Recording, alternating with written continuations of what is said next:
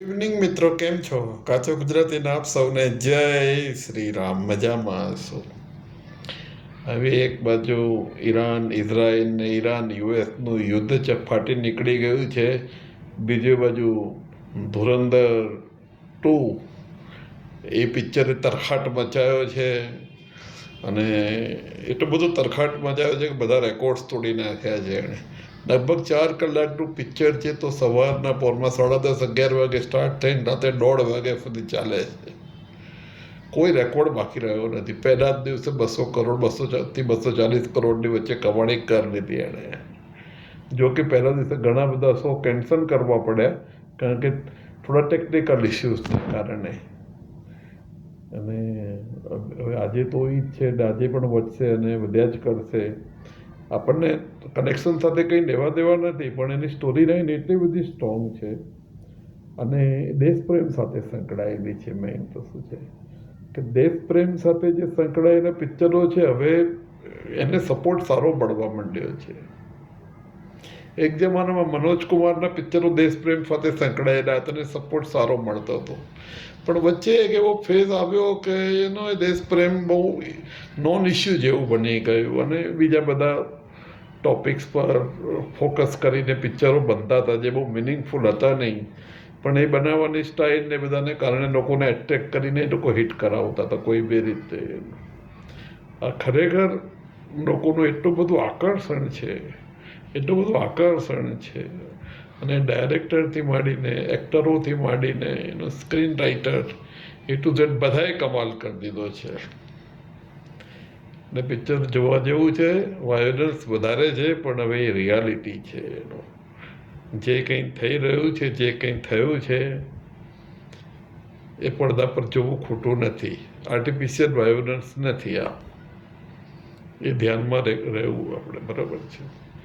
બીજી બાજુ જો યુદ્ધની વાત કરીએ આપણે, તો ઇઝરાયલ અને યુએસ વચ્ચે હવે ડિફરન્સ વધતો જાય છે. ઇઝરાયલનું કહેવું એવું છે કે ભાઈ અમારે તો બધું ઈરાનને ખલાસ કરી નાખવાનું છે અને ગ્રેટર ઇઝરાયલના પ્લાનિંગમાં એને ઇન્ક્લુડ કરવું છે. જ્યારે અમેરિકાને તો શું છે કે એના તેલના ભંડારો બધા જોઈએ છે, એના બધા અડ્ડાઓ છે, એ અડ્ડાઓમાં ઇન્ટરેસ્ટ છે એને અમેરિકાને. અને અમેરિકા ટાર્ગેટેડ એટેક કરે છે ને ઇઝરાયલ તો અડેધડ કરે છે એનું. એટલે હવે આ ડિફરન્સ ક્યાં સુધી ચાલે છે જોવાનું રહ્યું. બીજું, અમેરિકાના બધા જ જે ગલ્ફની અંદર એટલે મિડલ ઇસ્ટમાં આવેલા સેન્ટર્સ છે, બધા પર ઈરાન એક પછી એક એટેક કર્યો છે અને એટલા બધા એમના જે ડિફેન્સ સેન્ટર્સ છે એનો વિનાશ કર્યો છે. અને અમેરિકાને તકલીફ પડી રહી છે હવે શસ્ત્રો માટે. એકદમ અનએક્સપેક્ટેડ કન્ડિશન થઈ ગઈ છે. જ્યારે ઈરાન પાસે 2 વર્ષનો માલ છે ડ્રોનનો અને મિસાઇલનો. એટલે ભલે નુકસાન ઈરાનને વધારે થતું હોય, પણ તકલીફમાં અમેરિકા વધારે છે. કારણ કે ઈરાનના જે અત્યારના શાસકો છે એમની પબ્લિકની પડેલી નથી. એમની એસેટ ડેમેજ થાય કે એમનું જાનહાનિ થાય, દે આર ઇન્ડિફરન્ટ ટુ ઇટ. બેફિકર છે એ લોકો, એમને પડી જ નથી એની. જે અનફોર્ચ્યુનેટ છે, પણ હવે છે જે છે તે છે. અનફોર્ચ્યુનેટ હોય કે ફોર્ચ્યુનેટ, જે છે તે છે. જ્યારે એની તમે યુએસ ને ઇઝરાયલના પોતાના સિટીઝનોની પોતાની એસેટની પડેલી છે. એટલે દરેકે દરેક એટેક જે ઈરાનનો થાય છે એ લોકો ઘવાય છે અંદરથી બહારથી, બંને રીતે એનું. જ્યારે ઈરાન તો એકદમ બંધાની ભાવના પર આવી ગયું છે કે હવે અમારું તો બધું જતું જ રહ્યું છે, અમે તો નષ્ટપ્રાય થવા આવ્યા છીએ, તો હવે આમને બી શું કામ છોડીએ, આમની બી હાલત ખરાબ કરીએ. જાણે એ લોકો એવું કહેવા માંગતો હોય કે બધો જ અમે ઓઇલ ગેસનો ભંડાર આખા ગલ્ફનો ખલાસ કરવા માંડીએ. એ કહેવું થોડું અતિશયોક્તિ છે, પણ ઘણો બધો વિનાશ થઈ રહ્યો છે એનો. જોઈએ આગે આગે હોતા ક્યાં હે, પણ એનો દિવસો સારા નથી. આ બાજુ એલપીજી ગેસ અને ઇન્ડસ્ટ્રીયલ ગેસની શોર્ટેજને કારણે રેસ્ટોરન્ટ બંધ થઈ ગઈ છે. ઘરોમાં બી લોકોને તકલીફ થઈ રહી છે એનો. સરકારે કોઈ બી રીતે પેટ પર પાટા બાંધીને બી ડીઝલ ને પેટ્રોલના ભાવ સેમ જ રાખ્યા છે. સીએનજીના ભાવ વધ્યા છે મને ખ્યાલ નથી, પણ આ લોકોએ મેઇન પેટ્રોલ ને ડીઝલના ભાવ સરખા રાખ્યા છે. હવે જે બધી ઇલેક્ટ્રિકલ સગડીઓ ને બધી એના બી એડવર્ટાઇઝમેન્ટ ને બધું ચાલુ થઈ ગયું છે. હવે અલ્ટિમેટલી તો શું થશે કે એક રિસોર્સ નાશ પામે અથવા તો ઓછો થઈ જાય તો બીજા રિસોર્સની શોધ થતી જ હોય છે.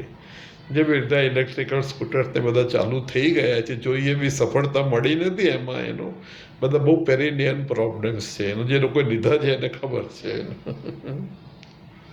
પણ ધીરે ધીરે સફળતા મળશે. હાઇડ્રોજન તો કેટલો ઇઝીલી અવેલેબલ છે. હાઇડ્રોજન એટલે પાણી એટલે H2, એમાં હાઇડ્રોજન ને ઓક્સિજન બંને હોય છે.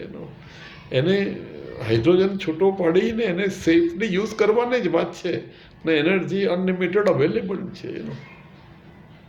કારણ કે પૃથ્વી તો 3/4 પાણી જ છે તમારી પાસે. પાણી છે. થોડા પાણીમાંથી જ આટલો બધો હાઇડ્રોજન મળી જાય. 1 લિટર પાણીમાંથી જ કેટલો બધો હાઇડ્રોજન મળી જાય, જેની ખૂબ બધી એનર્જી હોય. એટલે હવે શું છે કે નવી નવી એનર્જીઓની શોધ થશે અને વધુ ઘણા બધાની શોધ થઈ ગઈ છે, પણ હજી સેફ્ટી ઇસ્યુઝ છે એ એડ્રેસ થશે. કારણ કે દુનિયા તો આગળ વધે જ છે, કંઈક ને કંઈક સુધાર્યા જ કરે છે. ઓકે મિત્રો, thank you so much, so nice of you.